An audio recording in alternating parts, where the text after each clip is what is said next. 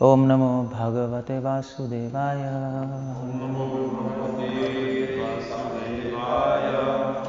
Om Namo Bhagavate Vasudevaya. Om Namo Bhagavate Vasudevaya. Om Namo Bhagavate Vasudevaya. Om Namo Bhagavate Vasudevaya. We're discussing Canto 7, Chapter 15, Text 29. Oh, okay, I just have to speak. Yatha varta dayo hi artha. Okay.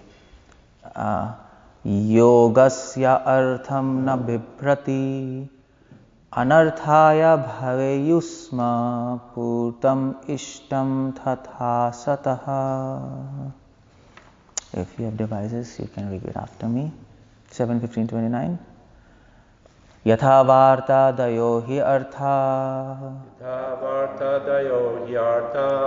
Yogasyartham na bibhrati. Yogasyartham na bidharti. Anarthaya bhaveyusma. Anarthaya bhavayusma. Purtam ishtam tatha sataha. Purtam ishtam tatha sataha. Can you repeat? Yatharvathadayo yartha. Yathavartha.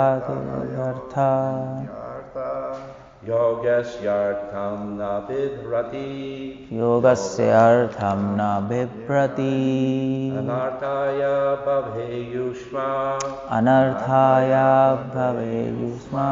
Purtam ishtam tatha sataha. Purtam ishtam tatha sataha. Yathavratayo hiyartha. Yathavartadayo hiyartha. Yogasartam na viparati. Yogasyartam na vidyati. Anarthaya bhavayusma. Arthaya bhavayusma. Purtam ishtam tata sataha. Purtam ishtam tata sataha. Okay, word to word meaning. Yatha, as. Varta adayah, activities like occupational or professional duties. Activities like occupational or professional duties. He certainly. Artha, income. From such occupational duties. Yogasya, of mystic power for self-realization. Artham, benefit. Na, not. Bhibrati, help. Anarthaya, without value. Binding one to repeated birth and death. Bhaveyuhu, they are. Sma, at all times. Purtam ishtam, ritualistic Vedic ceremonies. Tatha, similarly. Asataha, of a materialistic non-devotee. Translation purport by Srila Prabhupada ki. As professional activities or business profits cannot help one in spiritual advancement, but are a source of material entanglement, the Vedic ritualistic ceremonies cannot help anyone who is not a devotee of the Supreme Personality of Godhead. Purport? Usually we repeat it. Oh, okay. Yeah. Like you read a few lines. Okay. As professional activities or business profits cannot help one in spiritual advancement, but are a source of material entanglement. The Vedic ritualistic ceremonies cannot help anyone who is not a devotee of the Supreme Personality of Godhead. Purport by Srila Prabhupada. If one becomes very rich, if one becomes very rich through his professional activities, through trade or through agriculture, this does not mean that he is spiritually advanced. To be spiritually advanced is a different from being materially rich. Although the purpose of life is to become spiritually rich, unfortunate men, misguided as they are always engaged in trying to become materially rich. Such material entanglements, however, do not help one in the actual fulfillment of the human mission. On the contrary, material engagements lead one to be attracted to many unnecessary necessities, who are accompanied by the risk that one may be born in a degraded condition, as confirmed in Bhagavad Gita 14.18. Urdhvam gachanti satvastha madhya tishtanti rajasa jaghanya guna vittistha adho gachanti tamasa. Those situated in the mode of goodness gradually go upward to the higher planets. Those in mode of passion live on earthly planets, and those in mode of ignorance go down to the hellish worlds. Especially in this Kali Yuga, material advancement means degradation and attraction to many unwanted necessities that create a low mentality. Therefore, Jaganya Gunasa Vrittistha. Since people are contaminated by lower qualities, they will lead their next lives either as animals or other degraded forms of life. Making a show of religion without Krishna consciousness may make one popular in the estimation of unintelligent men, but factually such materialistic display of spiritual advancement does not help one at all. It will not prevent one from missing the goal of life. It will not prevent one. It will prevent one. It will not. No. It's like, I think it's wrong. It will not prevent one from missing the goal of life. I think not should be not there because they're two negatives. It will prevent one from missing. It will prevent. Yeah, I think there's a mistake. I'll inform BPT. It will prevent. Yeah, there's a mistake. Okay, so Om Ajnanatirmirandasya Jnananjana Shalakaya Chakshur Unmilitamena Tasmaya Shri Gurve Namah. Namah Vishnu Padaya Krishna Pristhaya Bhutale Srimate Bhaktivedanta Swami Namane. Namaste Saraswati Devi Gaurvani Pracharan Nirvishesha Navadi Paschate Shtarine Srila Prabhupada Ki Jai. Okay, this verse is interesting because, of course, it is said by Narad Muni to Prahlad about instructions for civilized human beings. And in fact, if you read Manu Samhita, which Prabhupada mentions, which is a book for the human society, law for human society, Manu Samhita describes who is a human. Now, actually, Manu Samhita gives different hierarchy: human, and then Brahmana, and then Vaishnava. Below humans is animals. But then what's the basic difference? Manu Samhita says human is one who can control his mind. Now, controlling mind is not a qualification of a devotee, by the way. That's a qualification of a human. That's where human civilization begins. And that is why Manu Samhita comes from the word man. Man means mind. And from that man comes the word manav. Manav in Sanskrit means human. Manav, who has controlled his mind. So people who have not controlled their mind, they are animal-like. So that's one actor of instruction. The first verse, Vacho Vegam Mansa Krodha Vegam. Actually, Rupa Goswami is requesting us first to become human, then we'll talk about devotee. And then above Manav is Brahmana. Brahmana means who has not only controlled the mind, but who is inquisitive about absolute truth. Athato Brahma Jigyasa. But that's not enough. It's not enough to know God.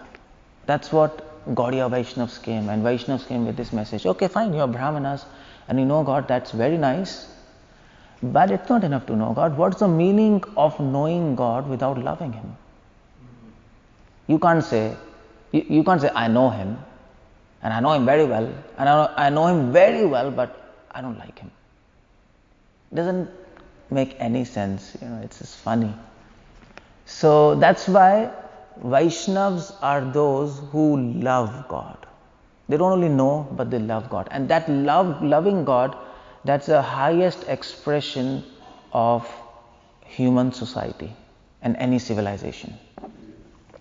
And actually, that's why Narad Muni is instructing about civilized human beings. That the topic is civilized human beings, but he's bringing the concept of love beginning from how to control the mind. Now, here's the point. Narad Muni will speak about many things, but one of the things is he will speak about the Varnashram system, because controlling the mind needs a particular type of space and time and environment. You see, it helps. And that is why you see in the Christendom, Christianity, they were building so big, magnificent churches.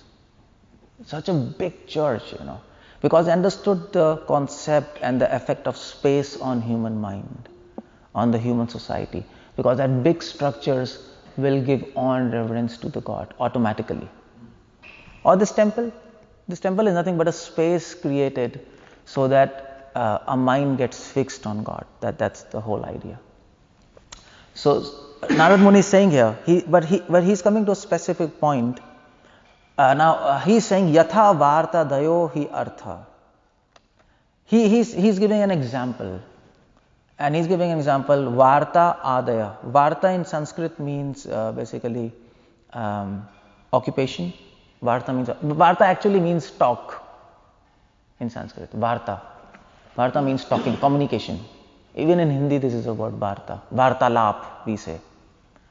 So, talking, communication, that's the main component of any society. Any society is based on talking. If anybody doesn't know how to talk, the society breaks. And that is why if you see in Greek society, Romans, they were very much emphasizing on rhetorics. Or maybe rhetoric. Rhetoric? You know rhetoric. It's the art of speaking.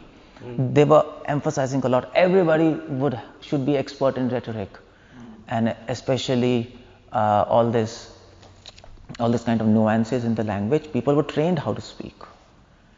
And why? Because they understood, even Socrates, he understood the power of language and communication.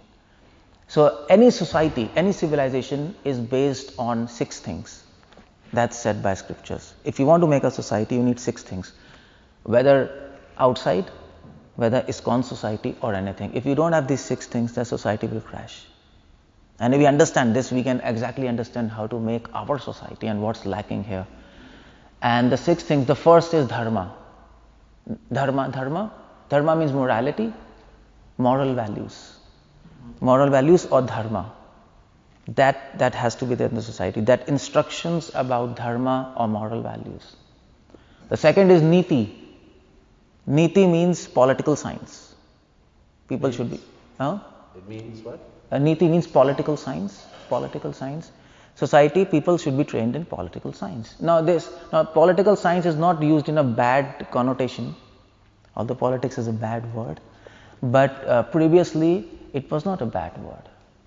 Politics comes from the word policy, and policy is a good word. You need policies, but it became a bad. The connotation of this word became bad. But political science, niti. The third thing you need for society is Sthapatya Ved. And Sthapatya Ved means civil engineering. You need houses.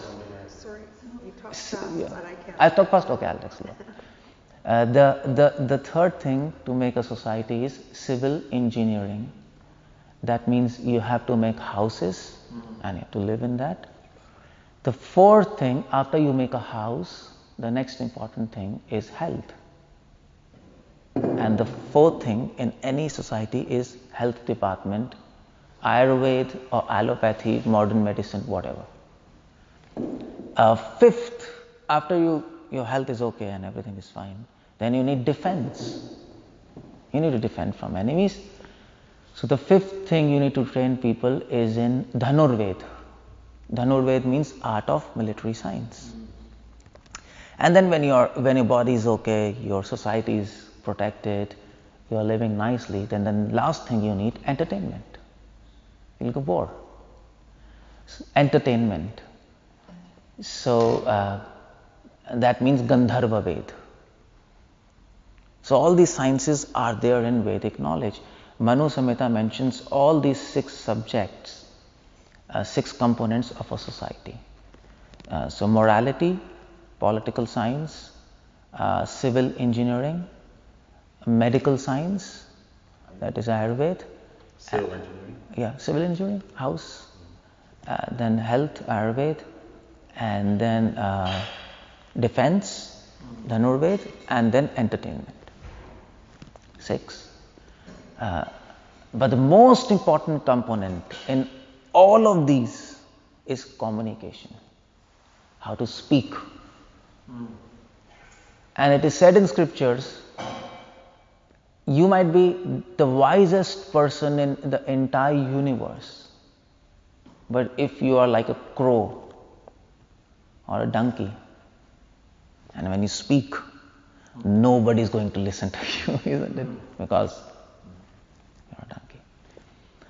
But you might be the most foolish person in the entire universe, but if you're a cuckoo, and when you speak, when the cuckoo speaks, everybody is going to get attracted. You see, that's in Niti Shastra. And that's the example given to emphasize the power of speech and the power to speak. And in fact, in Mahabharata, you see, entire Mahabharata happened due to one statement of Draupadi for Duryodhana. And Draupadi said, a blind father has a blind son. Because Duryodhana, when he was coming in the all the palace, he fell down in the water. He mistook water as floor. Yes. And he fell down. And Draupadi was standing and she was laughing. Oh, a blind father has a blind son. And he was really hurt. And he vowed, I'll now finish them. So it's all tongue. That's why. So there's one philosopher, Bhartrihari, in India, Ujjain. He was a big philosopher. And he said in his poem that entire world, whatever is happening in this world, any war, any kind of terrorism, any kind of conflict, any kind of frustration, any kind of encounter, that's due to just 2 inch of muscle. 2 inch of muscle, and that is tongue. Tongue is 2 inch of muscle. That's all. That's how powerful this is. And that's why Krishna gives us advice how to speak in Bhagavad Gita. You know that verse, 18th chapter? Anudvega karam vakyam satyam priyam hitam chayat. Krishna says if you want to speak, you should speak in such a manner, anudvega karam. That is, first is, it should not put people in anxiety, your words. Anudvega karam vakyam. But at the same time, it should be truth. It should not be flattery, because you can even flatter and then please everybody. Satyam. But the problem with Satyam is truth is always bitter. People can't take truth. So Krishna says Satyam Priyam. It should be presented in a manner which is very pleasing. Because otherwise nobody will accept it. 18th chapter. You can search Satyam Priyam. But then the point is, in the matters of pleasing, sometimes you actually deviate from the topic. You get deviated from the philosophy. So Krishna says, hitam. Always keep in mind that it should benefit him. And that's a beautiful explanation how to speak. In fact, if you read all rhetoric and all the sciences of Alankar Shastra, in Vedas it is called Alankar Shastram. This is the main principle there. Anudega karam satyam priyam hitam. And I think our members in society should be trained in that, isn't it? There's so much conflict and politics and this and that. And it's usual, I mean to say, even if 4 people come together, there'll be politics. Even if 3, maybe 2 are sufficient, isn't it? But how to manage it is not by making big policies and systems. That's required, but we should work on training people. You have to train them in behavior and speaking and etiquettes, and that will solve all the problems. Otherwise, there are conflicts. And that's what Narad Muni is coming here. Yatha Varta Adayo. when he's instructing about civilized human beings, he's bringing the concept of varta. Varta means speaking. And that speech adaya, that is a beginning of all profession, all occupation, any civilization is based on profession, occupation, export, import, but that's speech. So yatha varta adayo, adayo means a beginning. In fact, a devotion also begins with tongue. Sevon mukhehi jeev adau. Prabhupada says, service begins with tongue. So you see, it's both ways. Even material life begins with tongue. Spiritual life begins with tongue. And control of mind begins with tongue. Vacho vegam. That's how important tongue is. Yeah, this is so important organ. Atha varta deyo hirta. But the problem with tongue, there's one problem with tongue. All the muscles in a body, tongue is a muscle. All the muscles in a body, they are fixed. But there's the only muscle which is free. And that's the problem. One end is fixed, one end is free. And that's the biggest problem, because then you can use your free will to make it move. And that's the problem there.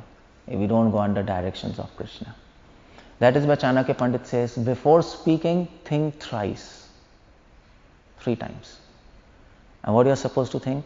Before speaking, you should think first what I'm going to speak. Okay, the content. And the second, you should think what my words are going to make impact on that person. You might speak something, but it might make a different impact altogether in that person according to his perception. And the third thing you should think, after it makes an impact, what is his reaction to that? And when you think all these 3 things, then you should speak. Of course, you need some training, otherwise you'll pause if somebody speaks. You'll keep on thinking. So that's training, by the way. Yatha varta adayo harta yogasya artham na bibhrati. So Narad Muni says, well, just like any civilization is based on speech, he's giving example. And he's also giving example of without knowing how to speak, any civilization, irrespective of all those 6 things which I told, irrespective of such an elaborate arrangement, everything will break down. Similarly, yogasya artham na bibhrati. Similarly, yogasya, any yoga, bhakti yoga, karma yoga, any yoga, any spiritual activity, artham, na, artham means benefit, na means not. It will give no benefit, bibhrati, it will help nobody if it is devoid of devotion of God. You see the parallel there?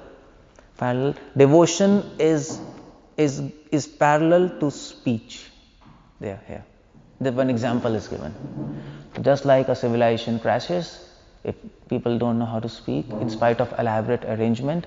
Similarly, in spite of elaborate arrangements in devotional service, if in any yoga, if there is no devotion, it'll block, it'll crash. Whether it is Sankhya yoga, Karma yoga, Dhyana yoga, Jnana yoga, without bhakti, it goes. So the word used here is artham. Now this word artham is important because artham has many meanings in Sanskrit. If you see Sanskrit dictionary, Prabhupada often refers to Sanskrit dictionary Amarkosh, and also sometimes Nirukti. He mentions that those are 2 famous dictionaries. So if you read that artham, basically artham means money. Either it means money, arth, dharma, artha, kama, moksha. Or artham also means benefit, arth. Artham also means meaning. What's the meaning of this? What is the earth of this? And what is beneficial and what has a meaning to a life, that is valuable. So artha means value. And that's what Prabhupada gives the meaning as of artham. Prabhupada says artha means value and anarth means without value. You see, so if you add that becomes without. Prabhupada gives this.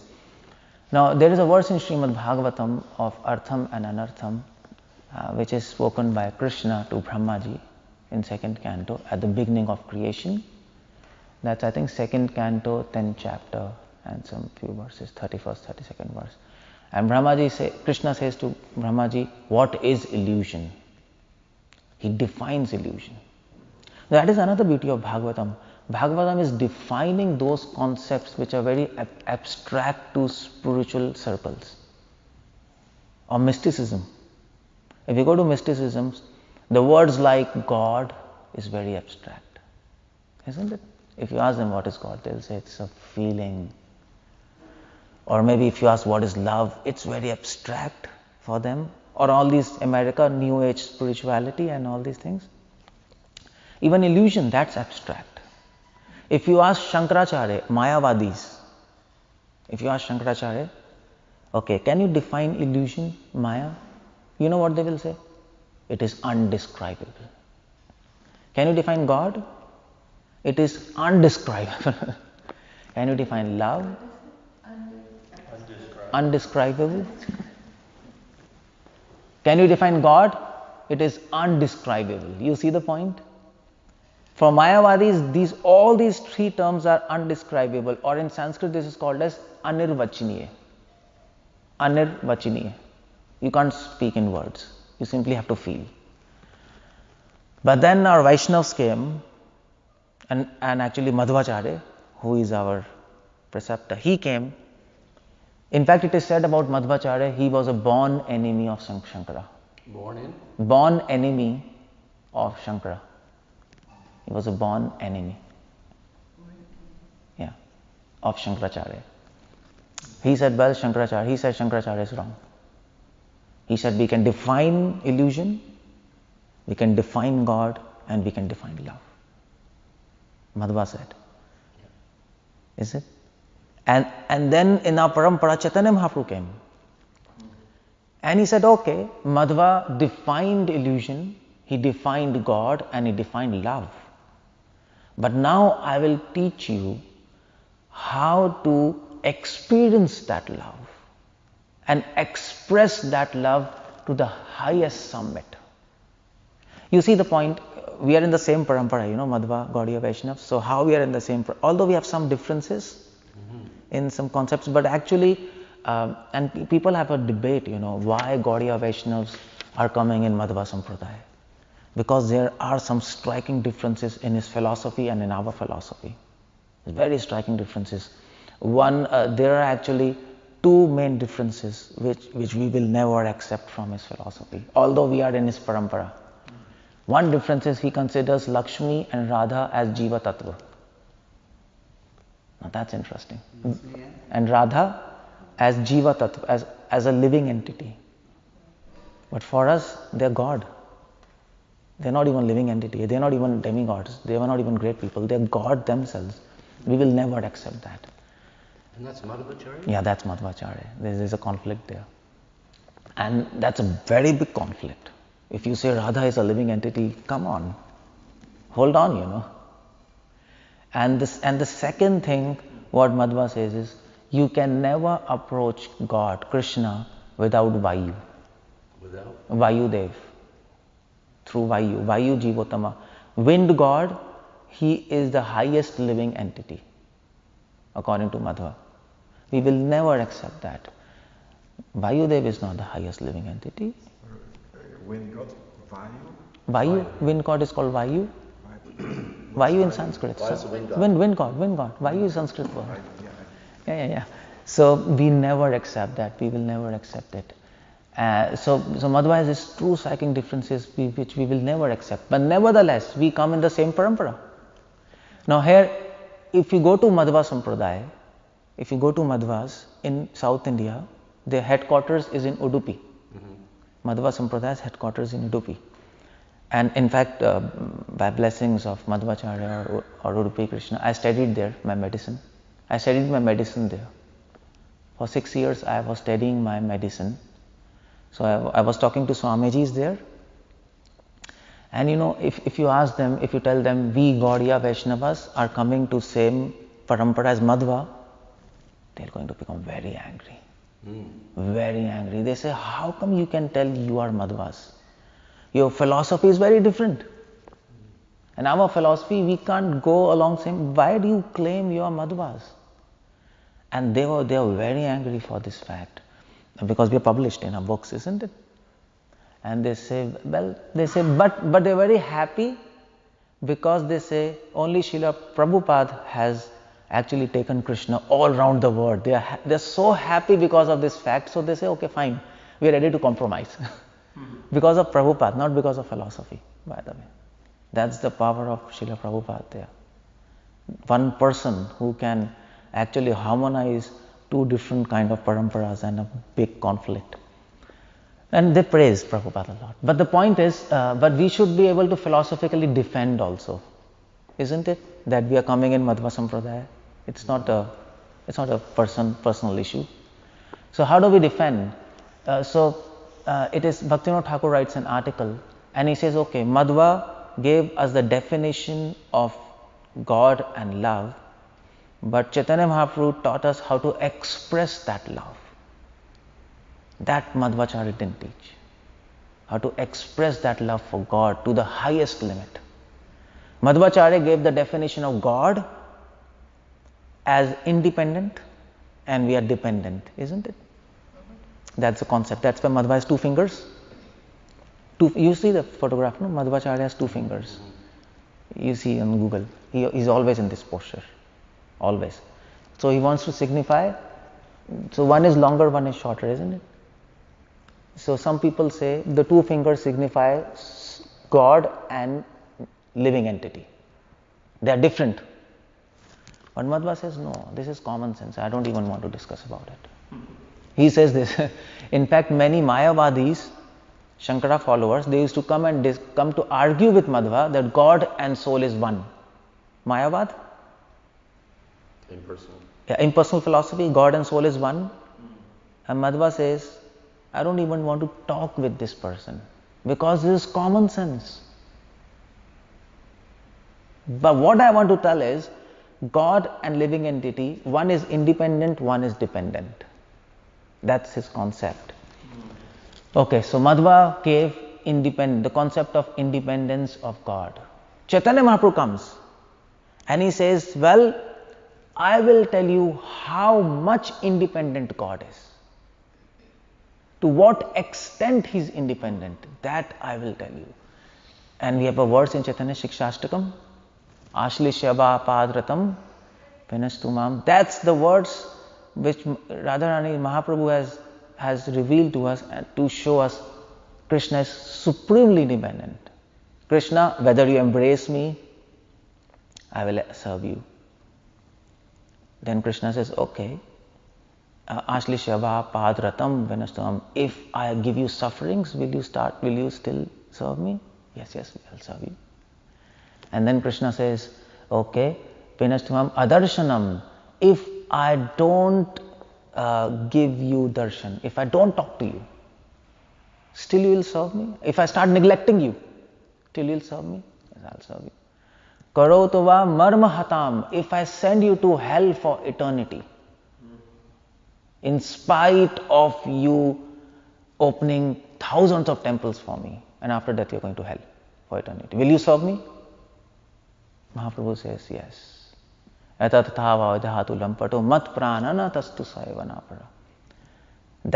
our Gaudiya conception. We understand Krishna is supremely independent, and no matter what he does, we are going to serve him. You see the point? So basically Mahaprabhu blossomed the philosophy of Madhvacharya. It took it to a different level. And that's why we say we are in Madhva Gaudiya Sampradaya. We define like that. So that's the word there. Artha and Anartha. Brahmaji, Krishna speaks a verse to Brahmaji about definition of illusion. That's what I was talking. So how is illusion defined? Now, according to some people, illusion means magic. Magic. But according to us, illusion is not magic. Prabhupada gives a very beautiful term for illusion, which no Acharya has given. And that is misconception. It's a beautiful practical term. If you say illusion is magic, it becomes very abstract. Prabhupada gives, no, it's a misconception. And it is defined as in Bhagavatam, 2nd canto 9th chapter, Rite artham na pratiyete, Rite artham yat pratiyete na pratiyete cha atmani, yat tad vidya atmano mayam yatha bhaso yatathamaha. Illusion is defined as Rite artham pratiyete. Krishna says, whatever appears artham, whatever appears valuable to you, isn't it? Whatever appears valuable to you, if in my eyes it is invaluable, you are an illusion. It's a beautiful definition. Whatever is valuable to us through our eyes, if in God's eyes it is invaluable and worthless, we are an illusion. Because we have taken an invaluable thing as valuable. Because in God's eyes it's useless. And we consider it very valuable. So we are an illusion. That's how it defines as illusion. When you take anartha as artha, anartha means without value. So money is without value, but entire world considers it as the most valuable thing. In God's eyes, it is having no value. But in the eyes of man, it is so valuable, and that is why all of us are an illusion. You see the point, the example? In God's eyes, in our eyes, this flesh, this body is so valuable. But in God's eyes, it's a piece of flesh, worth nothing. In God's eyes, what is valuable is a soul. Actually, that's what Christ says in Bible. Christ says, I have no value for this piece of flesh. Absolutely no value. That is what is illusion is all. That's a word used here, by the way. Artha anarthaya. That's the word used. And that's what Narad Muni is saying. Civilization begins with a change in value system. You see the point? That change. Culture, what is culture? Civilization is based on culture. And what is culture teaching you? Culture is changing your value system. We value some things which are invaluable. We value bricks, we value body, we value money, we value occupation. But that's not the right. What is to be valued is, Narad Muni brings the point. What is to be valued, Prabhupada speaks in the purport. What is to be valued is virtues. Virtues? Virtues, what do we say? Virtues. Virtuous? Virtues, yeah. Virtue. What is to be valued is virtue. That's what culture teaches. What is to be valued is the purity of soul, isn't it? The serenity of mind and the discrimination of intelligence and the renunciation of senses. That is to be valued. And our civilization is totally flipped, isn't it? Totally flipped. And that's called anartha. This is called anartha. Illusion, misconception. We are all misconception. So that's what Narad Muni is bringing this point. And then he says, Vibharti anarthaya bhaveyu sma purtam. Now this word, he says, he is bringing the point, bhaveyu sma. Bhaveyu in Sanskrit means they are. Sma means all times. Sma in Sanskrit, this word sma is used to indicate continuity in time. Sma. It is coming actually in Brahma Samhita also. Sma, it's a Sanskrit term.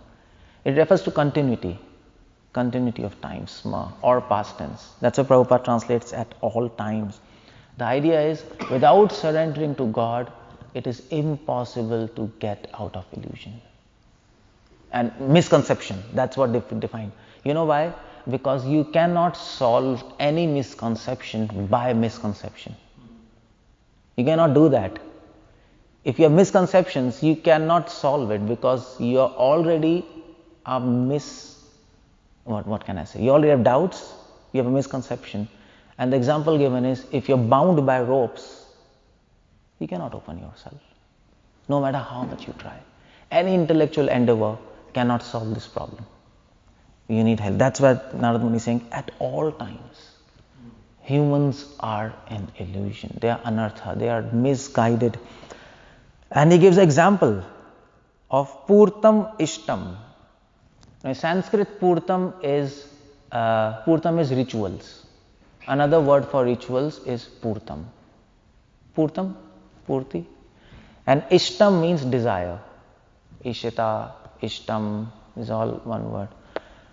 So he says, he's bringing the point in Vedic culture, probably at Narad Muni's time. This is happening in maybe Satyuga somewhere or Treta Yuga. Long back, Narad Muni is talking to Prahlad. And in that time, society was based on Vedic rituals. So Narad Muni is bringing this example that just like people do Vedic rituals for getting heaven and actually fulfilling their own materialistic desires, similarly, tatha asataha. Similarly, asataha. Asataha means, Prabhupada translates as materialistic non-devotee. Asataha. Asata is a very beautiful term. Asata, if you read Sanskrit dictionary, it has 100 meanings. 100. What do you do with that? And there are chapters written on this word asata. Now, okay, so I'll give you some meanings of that, and it's beautiful if you really think about it. Sat means satya. Sat means satya. Satya means truth. Sat means truth. Asat means untruth. You understanding? You understanding all of you? Asat means untruth or a lie. One meaning of asat is what is not truth. Another meaning of asat is what is not permanent. Sat means permanent. What is true is permanent. What is true will always live. It will never die. Truth never dies. That is why Sat means permanent, Asat means which is not permanent. So that is why this material world is also called Asat. You see the point? And Sat also means people who walk on the path of truth, because Sat means truth. People who walk on the path of truth, they are also called Sat. Om Tat Sat. Prabhupada brings this concept in Gita. People who are not walking on path of truth, they are called Asat. They are non-devotees. Materialistic people, they are not walking on the path of truth. So even non-devotees are called as Asat. And even those devotees who are actually not practicing devotion properly, they are also called Asat. Asat, who are devotees from outside but from inside, who are not applying the teachings, who are not living up to the teachings, they are also called Asat. So sadhakas, we are all sadhakas, practitioners. If we have hypocrisy in practicing, we are also called Asat. And even gopis. Some gopis in Ras Leela, when Krishna played flute, some gopis could make and meet Krishna, some gopis could not meet Krishna, isn't it? We know that from Bhagavatam. Those gopis which could not meet Krishna, they were having some contamination, subtle contamination in their heart. Maybe a pride of being a gopi, that thing they have. So they were not allowed to meet Krishna. They were actually blocked by their husband and brothers in the home. We know that. Those gopis which are there in Krishna pastime, who are not able to meet Krishna, they are also called Asat. Sat means to meet. That's another meaning. Sat means to meet. And Asat means where you cannot meet. So that's one more meaning. Asat means you cannot meet somebody. That's so many meanings of Asat. Asat also means empty, nothing. Sat means something, Asat means nothing. And this word comes in Rig Veda again and again. So that's the word Narad Muni uses, Asataha. Yeah. So every explanation that you give, it makes a lot of sense, and I can follow how they all are linked. Exactly how they're all aligned. But then, so if you use that word, then how do you know which meaning? Okay, yeah. That's one thing. Prabhupada did the homework for us. Okay. That's one thing. So we don't have to figure out one thing. But the point is, how do you figure out in Sanskrit, one word has so many meanings. So how you figure out which meaning should be plugged? How did Prabhupada figure out which meaning should plug? Of course, Prabhupada had the advantage of commentaries of Parampara, but we can always question how did they figure out? Because then anybody can come up with many meanings, isn't it? So the idea to come up, to figure out a meaning of the word in Sanskrit, that's a science. And we need 6 factors. There are 6 factors to do this. But the main thing of the whole thing, science, is the context. And the purpose of the text and the context of the verse. Those two things are very important. The purpose of the text and the context of the verse. That's how we define, we actually define we use the meaning. And that is why you see Prabhupada kept the name Bhagavad Gita as it is. As it is. Now somebody can always argue, why did Prabhupada keep the name as it is? Because if you say every Sanskrit verse has many levels of meanings, Prabhupada is giving one meaning, other person is giving another meaning. So then that is also as it is, this is also as it is. You see the point? People can argue, and people argue actually in scholarly circles.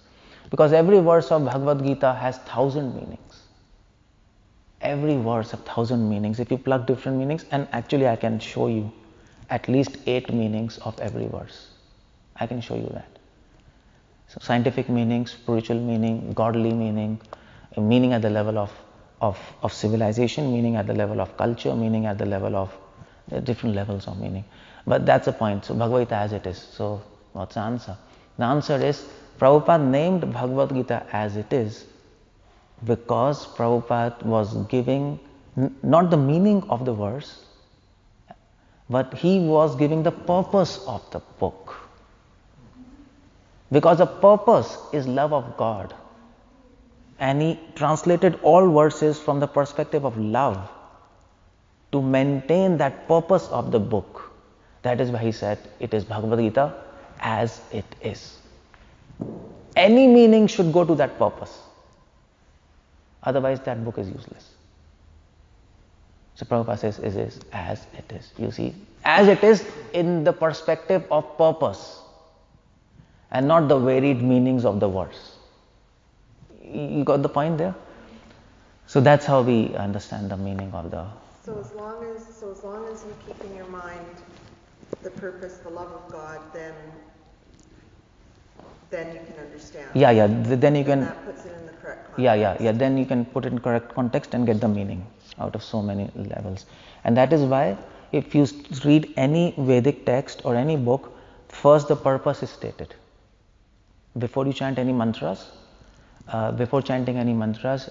just like in our tradition, Gaudiya Vaishnava, so we chant invocation first. Om Ajnana Timandasya. When you chant any Vedic text, Gita or anything, Bhagavatam or any Vedas, first you have to invoke the Rishi, the saint who has made this. Just like we invoke Prabhupada, who is the author, and then you also have to invoke the purpose of that mantra. And then you read it. Otherwise you can take out your own speculations, isn't it? So that's a Prabhupada's beauty, by the way. Although Prabhupada is giving so meanings of so many verses, but he never loses the purpose. And that is where all purports, irrespective of any verse, definitely Prabhupada will make the point Krishna is Supreme Person. You see? And the purpose of life is to surrender. He'll always make it sure that point should come, because otherwise we lose the purpose, and then somebody can come and he can take out other meanings, and that's a problem. So asata means materialistic non-devotee. And actually Narad Muni is giving this example. Narad Muni is saying, you see the point, just like for a materialistic person, Vedic rituals are useless. They are absolutely useless. Similarly, any spiritual practice without devotion is useless. So Narad Muni is giving 2 examples here. One example is giving, just like speech, just like good speaking, without learning how to speak, any civilization is useless. Or just like any Vedic ritual, practiced by materialistic devotee without a proper consciousness, that is useless. Similarly, any spiritual practice without devotion is useless. Narad Muni gives two examples here in this verse. So why he is bringing the concept of Vedic rituals? Why Vedic rituals are useless? I mean to say Vedic rituals are mentioned in Vedas. 75% of Vedas are Vedic rituals, by the way. Philosophy is just 25%, Upanishads. But then we actually criticize Vedic rituals a lot. We actually don't live up to, we don't do those things, rituals. But at the same time, you can always question why those rituals are mentioned in Vedas. If they're useless, then why 75% of the books are dedicated to rituals? You see, it's a valid question. So one answer to this is, rituals have an importance if they are done, if they're carried out with proper consciousness. They have an importance. We can't just deny rituals, any ritual. But the fact is, when these rituals are done without a proper consciousness, then they are degrading. It goes both ways. So rituals are connected to culture, isn't it? Many cultures have many rituals, and they're important because you see. Okay, fine. I'll give you an example. If I tell you, speak truth, speak always truth. Okay, if I tell you, now go and always speak truth. So, will you be able to speak truth? Well, actually, you will ask me, well, you know what? In what conditions I should speak truth? And how much should I speak truth? Just like in Krishna Consciousness also, if a new person comes, we say chant Hare Krishna. We don't tell him rules, regulations, isn't it? We don't tell him rules. So, we are not speaking a lie, but we are not speaking complete truth there. He's a new man. So, we say, okay, chant Hare Krishna. Rules, regulations, we tell him later, isn't it? So, how much to speak truth? In what conditions we should speak truth? In what conditions we should not speak truth? There are certain conditions where you should not speak truth. If you're speaking true harms the person, you should not speak truth. That's Vedic injunction. If you're speaking truth takes a life of a person, you should not speak truth. And between husband and wife, speaking truth is not necessary. It is said in scriptures. Between two friends, you might not speak truth. That's okay. Because sometimes always speaking truth also creates the relationship very formal. It becomes very formal if you're always speaking truth. Sometimes you don't speak truth and the relationship becomes very nice. I mean to say, you're not speaking truth in a very joking way, not in a realistic sense. that otherwise you're speaking lies. So that way. So in certain conditions you should never speak truth. Especially if it takes the life of a man. If it takes the life of another person, and if you say, I'm truthful and this, and because of your speaking true, that person dies. It's useless. Just leave your truth. Yudhishthira Maharaj. Krishna says, Ashwatthama is dead. Announce it. Isn't it? And Yudhishthira Maharaj said, no, Krishna, I always speak truth. And actually, he hesitated. And because of that, he got sins. Actually, he hesitated to obey the commands of Krishna because of his attachment to truth. And his chariot, you know what, his chariot used to be above ground, 2 feet above ground. And it came down. And for one day he had to go to hell because of this. Because for him truth was important more than God. That was a problem there. So the whole point is, rituals have a purpose to help bringing knowledge to realization. Rituals convert knowledge into realizations. Just like, for example, if you see externally, if some American comes here, for him we are practicing rituals, isn't it? Deity worship, bowing down, these are all rituals in their eyes. But then But then a whole consciousness goes along with it. Is it necessary? Yes. Because without doing this practice, our knowledge will not change into realization. That's the function of rituals. Rituals convert knowledge to realization, isn't it? If you come to Krishna and if you bow down, you understand what you mean by surrender. Just by bowing down, isn't it? There's a feeling. What do you mean by surrender to Him? Just by offering lamp, you understand what do you mean by worship. In books you can read worship Krishna, but what's the exact meaning and realization of that? That comes by this kind of rituals. Now in devotion we don't call it as rituals, we call it as service. You see the point? The same things, in this temple, right besides us, same thing will be done. Same arti will be done in that temple, but that we will call it as ritual. And the same arti we'll do here, but here we'll call it as service. That's the point. That's the point. Service. Yeah, service. Yeah. Same thing we call as service. Why? Because any ritual which is done by a consciousness with a proper knowledge, that is called as service.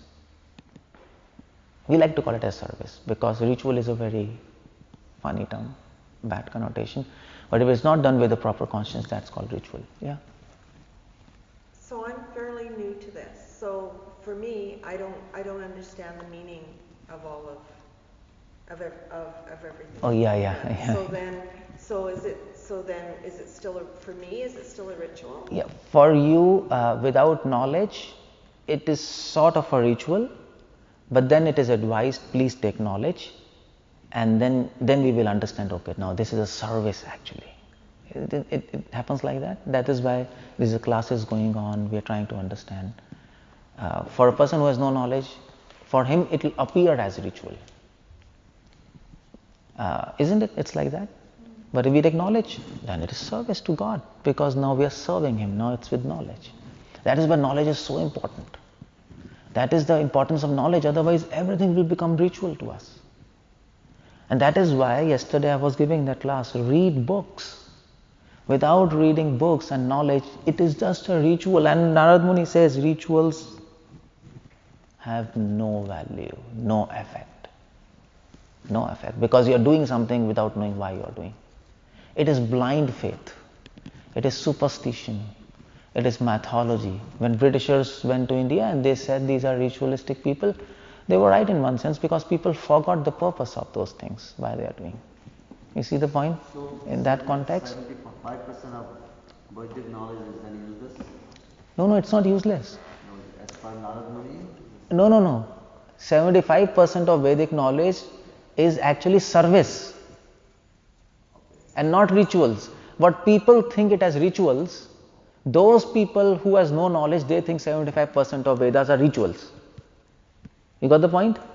Those people who have knowledge, they see this is not a ritual, but this is service to God. You got the point? So you're not doing it mindlessly then? No, it's 9 o'clock. It takes it from Yes. the ritual. Yes. It's no longer ritual because you're not doing it mindlessly. Yes. You're actually thinking about what you're doing. Yes, that's the most important part of all Krishna consciousness. Then we'll advance.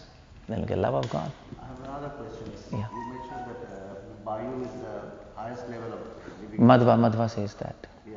So what about the Brahma? We know the Brahma is the highest. For us, Brahma is. Yeah. For us, Brahma is. For Madhvacharya, it's Vayu. Okay. For us, it is Brahma. Oh, I see. Gaudiya Vaishnava. That's a difference. That's what I was mentioning. For different sampradayas. Like for Rudra Sampradaya, Shiva's guy. Yeah. For Kumara Sampradaya, Yeah. different sampradayas. Different. But then, that's what I was mentioning. Yeah, yes, bro. Yeah. The point about the Sanskrit and many meanings of the words. I've seen devotees, they would study Sanskrit and then they would minimize Srila Prabhupada's translation. Yeah, that's true. Because of their misconception. That's true. Yeah. Then you made the point that the purpose is the ultimate objective of the translation. Yeah. But then one may ask, because for a Bhakta, devotee, Vaishnava, the purpose is love of God, but for a Mayavadi, the purpose is oneness. So how do we define what is the correct purpose? Okay, yeah. So before we come to the question of translation, we need to define purpose. But before we come to the purpose, what is a purpose, then there is another science to define what is a purpose. There is another science in Sanskrit which is called Nyaya, which actually defines what is a purpose. So then that's where debate goes. The debate, when a Mayavadi meets a Vaishnava, and there's a debate, like Madhva meeting some Vaishnava, for the Mayavadi, the debate is not on the verse much, because they know they can make the different meanings. The debate is on the purpose always. And that's where the issue goes. Okay, it's one or it is love. So for that, then they have to go to Vedas. You can't go to Puranic text, because you can get many meanings.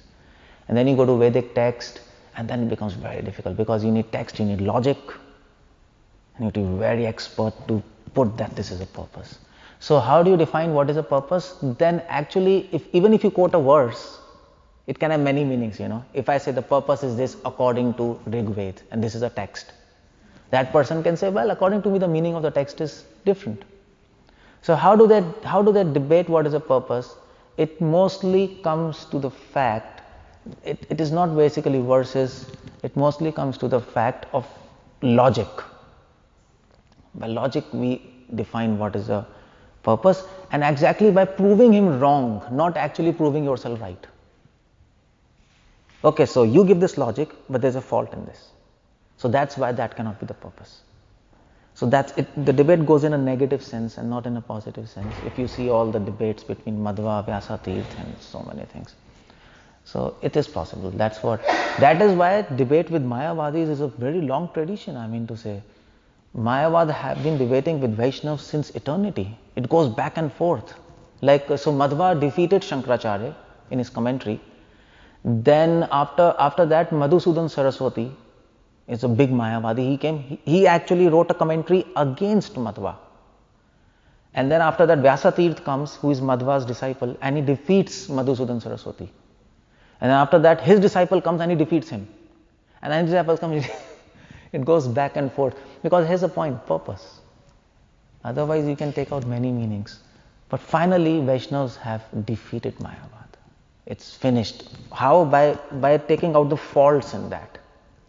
Not exactly saying that you are correct, but by saying you are wrong. And your philosophy doesn't make any sense. By showing contradictions in that philosophy. That's how it goes. If you have any system of philosophy, it should be coherent. Isn't it? It should be coherent.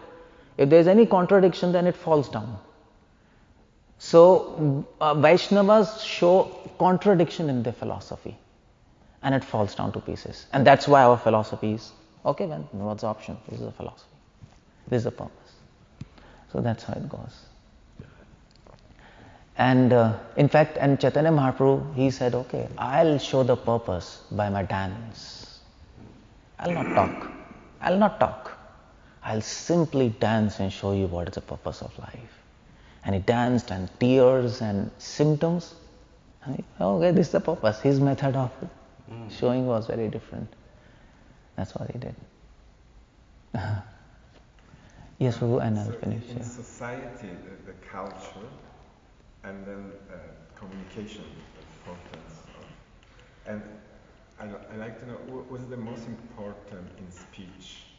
What's the most important? In speech. In speaking? In speaking. Yeah. Oh, okay, most important. I just told, Krishna told, most important is 4 things. He summarizes the most important in speech is, never, your words should not give anxiety to anybody. Your words should be truthful, it should be pleasing, and it should be beneficial. Should be? Yeah, it just so it should be beneficial for the person. If you speak Sometimes I have a little hard time here.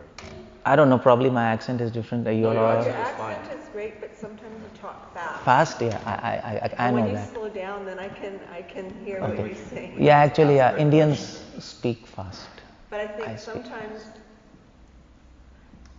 I found when I go to the classes and we're reading aloud, sometimes I get so excited, so then I start talking really fast. Yeah, actually, yeah, it's with me, same thing. So I think that you have so much joy and excitement about what you're so I speak imparting. fast, and that's how I speak fast.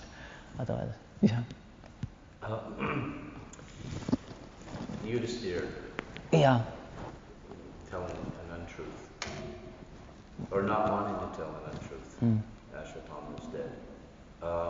But was his loss of Shakti, not being able to glide above the ground, was it that because he refused to speak an untruth, or was it because he didn't follow the order of Yeah, Krishna, actually, which yeah. is basically one and the same. He didn't surrender to the order of Krishna. Yeah. It's actually, you're right. It's because Yudhishthira lost Shakti because he refused to follow the orders of Krishna. That was the main thing. But that was coming from the fact that he was attached to his speaking true.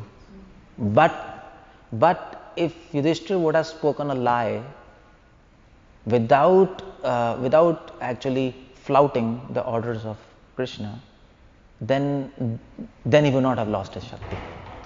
That was the main thing. Because the main conception of Yeah, a yeah. lot of people is because he's spoken and No.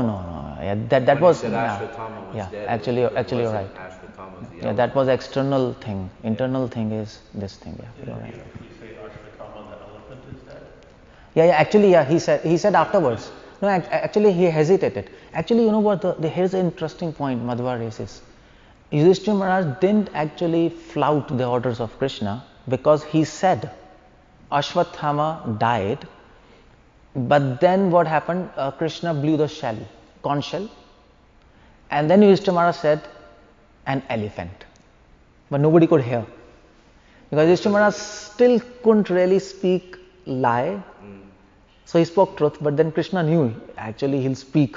He can't resist. He blew a shell, and Yudhishthira Maharaj said in his mind, an elephant. Now Madhva raises a point. Yudhishthira Maharaj didn't speak a lie, and he didn't break the rule, and it actually followed the orders of Krishna because he spoke an elephant in his mind. He did both, isn't it? He followed the orders of God. Ashwatthama died. An elephant he spoke in mind, very slow. And he didn't speak a lie because he spoke an elephant. He killed an elephant, Ashwatthama. So then why he lost his power? Because he hesitated to follow. That's the point he's bringing. Even if you hesitate to follow orders of God, you will suffer. What to say of not following? And that's the point. In his soul he hesitated, and that's so important to understand. We should not spoil our will, the will of the soul. Krishna is not actually looking the actions. He doesn't look what actions you do, per se. He doesn't even look whether you are getting pleasure in an action or no pleasure. He's looking what's your will, what's your free will there inside. What's your purpose? What's your purpose there? He's looking at that. And if he finds any kind of taint in that, he'll be unhappy. That's what we should be cautious of, inside our soul. So you're saying that simultaneously Krishna blew the conch shell when Yudhisthira said the elephant? Yeah. He blew the conch shell. So basically Krishna protected Yudhisthira's desire to speak the truth. Actually, Krishna and protected. He carried what he lacked. Yeah, actually he did both. Yeah. It is a very complex pastime. Yeah, It's a very complex pastime. So that's how he is. Okay, Jai, if there's nothing. Thank you very much. Hare Krishna. Srila Prabhupada ki Jai. Thank you for coming and listening. Keshav Anand.